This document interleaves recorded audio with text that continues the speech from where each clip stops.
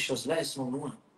Ces choses-là sont très loin. C'est ça la Et sécurité. alhamdulillah, il y a la science, il y a le tawhid, il y a des choses, alhamdulillah, pour le musulman, pour qu'il vive. Il y a le adhan, il y a des mosquées. Alhamdulillah, il ne faut pas comparer. Maintenant, dire oui, mais ces pays, franchement, on n'arrêtera pas. C'est-à-dire que c'est un débat sans fin, alhamdulillah. Maintenant, celui qui est sincère envers lui-même, bidillah, et surtout envers son Seigneur, c'est le plus important, il comprend que, bien évidemment, cette hijra qui a été ordonnée par Allah, c'est un bien. Et que si, d'accord, Allah nous l'a ordonné, c'est qu'il y a un bien.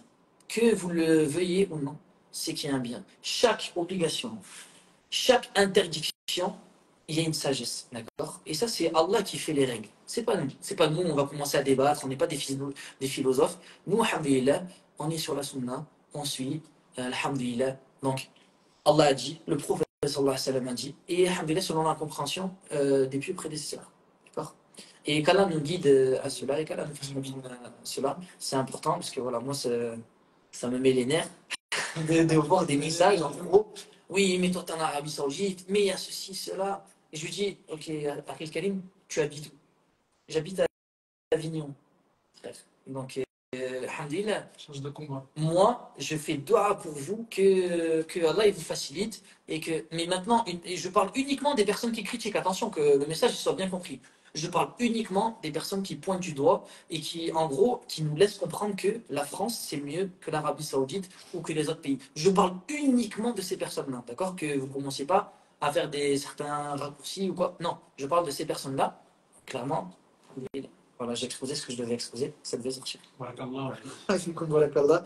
Donc on a dit, du coup toi tu as fait le tri à Riley de quelle façon? Naturellement, en fait, ça se fait naturellement.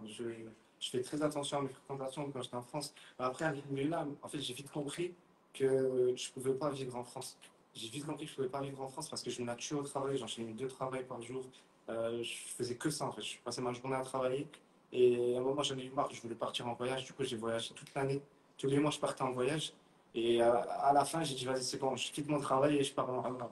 Et c'est là où j'ai tout arrêté, en fait. J'ai tout lâché, je suis parti en Umrah. Et là, ma vie, elle a changé, alhamdoulilah. Et j'ai compris qu'en fait, c'était ça qu'il me fallait. C'était vivre ici, être entouré de frères qui sont motivants et pas des frères qui me tirent vers le bas. Et que je puisse vivre ici et faire ma vie ici, fonder ma famille ici. Et alhamdoulilah, vivre en terre sainte, tu vois. Ça a été quoi du coup l'impact de la hijra par rapport, tu as parlé d'argent. En gros, c'est quoi le constat aujourd'hui après 2 mois? Est-ce que tu penses qu'Allah il t'a facilité par rapport à ça? Alhamdoulilah, rien que le fait d'être ici, même si je dors sur un carton ou je alhamdoulilah, ça sera toujours mieux que vivre en terre de coffre. Être ici dans le pays du Tawhid, il n'y a vraiment pas mieux pour moi. Alhamdulillah. Moi, si je t'ai posé la question, c'est que je connais tes résultats, Inch'Allah. Même si je ne veux pas forcément dire exactement, mais je sais qu'Allah t'a facilité par rapport aux revenus, parce que travaille donc, dans le projet, Riley, il travaille très bien dans le Balek. Je la qu'Allah te rajoute, qu'Allah nous rajoute à tous. Et que voilà, clairement, je pense que c'est beaucoup plus facile, beaucoup plus simple, surtout l'environnement, de travailler avec des frères, alhamdoulilah, de préserver les prières. Tandis que voilà, en France, c'est vrai que même, et ça on en parlera parce que ça fait partie de l'environnement, c'est le travail. Et je pense que pour les frères, c'est très difficile pour certains frères. Moi je sais, hein, je me rappelle, certains frères m'ont dit, Amir, je me cache derrière le camion pour prier parce que mon patron il veut pas. Et je me rappelle le peu quand j'étais chez moi, j'étais dans mon lit, je réfléchissais, je posais mon téléphone, je regardais le plafond, je me disais, subhanallah, qu'est-ce que je fais là?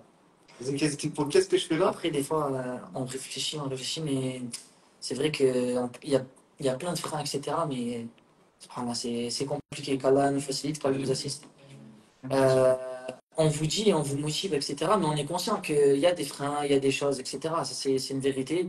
C'est que c'est toujours plus facile à dire qu'à faire. Maintenant, moi je vous le dis, celui qui fait sa hijra pour Allah, sincèrement, en espérant de lui que la récompense, et la récompense, bénillah, vos péchés sont pardonnés. Tous vos péchés sont pardonnés, bénillah, d'accord? Donc la récompense de la hijra, voilà, qui aimerait que ses péchés soient pardonnés par le Seigneur des mondes, subhanallah. Donc, si vous voyez vraiment les choses comme ça et que vous faites cela sincèrement pour Allah, sachez que Allah ne vous laissera pas. Regardez, subhanallah, les non-musulmans, certains même qui insultent la religion, etc. Allah, il leur donne des enfants, des moments de joie, il leur donne à manger. Comment Allah, il va vous délaisser? Allah, comment Allah, d'accord, celui qui qui n'est pas inattentif à ce que tu vas faire, ce que tu veux faire, comment Allah il va te délaisser? Et moi, j'aimerais vous citer un exemple par rapport aux compagnons. Et ça, c'est un exemple que j'aime trop citer. Et alhamdoulilah, même dans la formation, j'aime bien parler de cet esprit, on va dire. Quand je dis mindset, bien évidemment, c'est pas le mindset des non-musulmans, alhamdoulilah. En gros, la façon de penser, la vision des choses, c'est ça le mindset. Nous, on a une vision par rapport à l'islam, alignée à l'islam. Regardez les compagnons. Subhanallah. Quand il y a eu l'ordre de la hijra, il y a des compagnons, ils sont partis. Et ils étaient pauvres, ils n'avaient rien. Et certains même, comme Abdurrahman ibn Auf, radiallahu anhu, il a tout délaissé ses richesses pour que les Mécois, ils le laissaient partir faire sa hijra à Médine.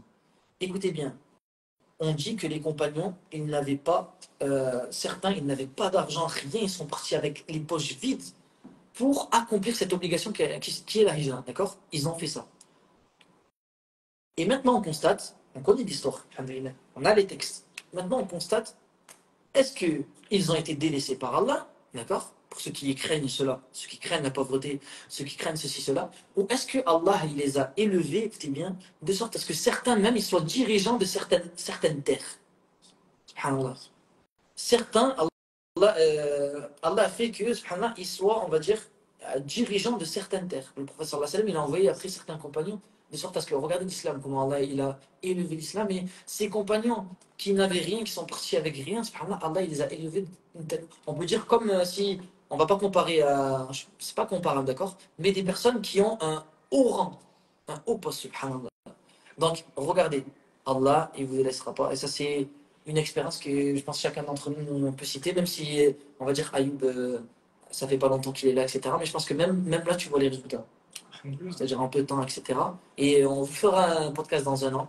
On dira alors, Ayoub, est-ce que tu as mangé des pierres à Médine? Qu'est-ce que. Alhamdoulilah, ouais, des feuilles. Vous verrez que Ayoub, il sera, machallah, dans sa meilleure forme, etc. Et qu'Allah facilite à tout. Juste voilà, je suis conscient que le tawakkul, il faut des fois entendre et c'est l'objectif de ce live, de ce podcast, il faut entendre des fois ce genre de discours pour se dire, je suis capable, bidnillah, Allah il va pas me laisser. Je vais aller faire ma hijra et Allah il va pas me laisser et qu'Allah nous facilite. D'accord? Alhamdulillah. Donc surtout, moi je le dis, hein, j'aime bien piquer les frères célibataires. Les frères, vous attendez quoi? Encore, allez, t'es marié, t'as 4 enfants, je comprends que c'est un peu plus dur que frère célibataire. Les frères, allez-y, là, Allah il va faciliter, Inch'Allah. Alhamdulillah. Donc, moi personnellement, parce que là on est passé à You, Riley, moi personnellement, le tri, pour tout vous dire, ça s'est fait naturellement. Moi j'étais dans un endroit où c'était le foot, donc voilà, c'était, alhamdoulilah, d'accord, c'était un peu n'importe quoi. Au niveau des fréquentations, tu es obligé de côtoyer, voilà. Du coup, euh, une fois que j'ai commencé à comprendre que, alhamdoulilah, que l'islam, c'était ça la vérité, qu'il fallait se soumettre à Allah, qu'il fallait se rapprocher d'Allah, etc. Euh, Automatiquement, lorsque tu délaisses certaines habitudes que tu avais qui sont mauvaises et que tu vas vers les obligations, automatiquement, ça fait un peu un petit fossé quand même entre tes fréquentations et ton nouveau toi. D'accord? Le nouveau, on va dire, Amir et l'ancien où, voilà, il n'y avait pas toutes ces nouvelles choses qui peuvent intriguer, on va dire, les amis, etc. Donc moi, personnellement, ça s'est fait naturellement. Et je pense que pour la plupart, j'ai essayé de tenir des relations, comme j'ai dit, avec des personnes, alhamdoulilah, pour les motiver, etc. Et il y en a certains, ça a marché, d'autres non. Après, c'est Allah qui guide, d'accord, alhamdoulilah, nous, on passe juste le message. Et voilà, mais à vrai dire, subhanallah, moi, je pense que, concernant les amis, honnêtement, je pense que le fait de fréquenter des nouveaux endroits, comme les mosquées par exemple, des endroits qui sont en accord avec tes objectifs, ta vision des choses, comme les mosquées, etc., tu vas faire des nouveaux amis, pardon, et automatiquement, du coup, en gros, les anciens que tu voyais peut-être même dans des mauvais endroits, etc., eux, voilà, automatiquement, ça, il va y avoir une distance qui va se faire, et on demande à Allah qu'il nous mette les bonnes personnes sur notre chemin et qu'il fasse que on ait des bonnes fréquentations qui nous tirent vers le haut et pas vers le bas. Et qu'Allah nous éloigne de toute personne qui est mauvaise pour nous. Amen.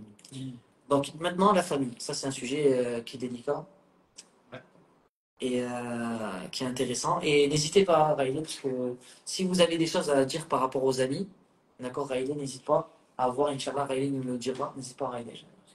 Donc, Voilà, si vous avez des remarques, des questions, etc., si jamais ça peut lancer même un sujet par rapport à l'amitié, par rapport à la famille, d'accord? L'environnement, l'importance, l'impact de l'environnement. Donc voilà, clairement, on a vu que avec l'ami, ça impacte, d'accord? Que vous le veuillez ou non, ok? Avec les amis, ça impacte. Maintenant, la famille, bien évidemment. Donc la famille, alhamdulillah.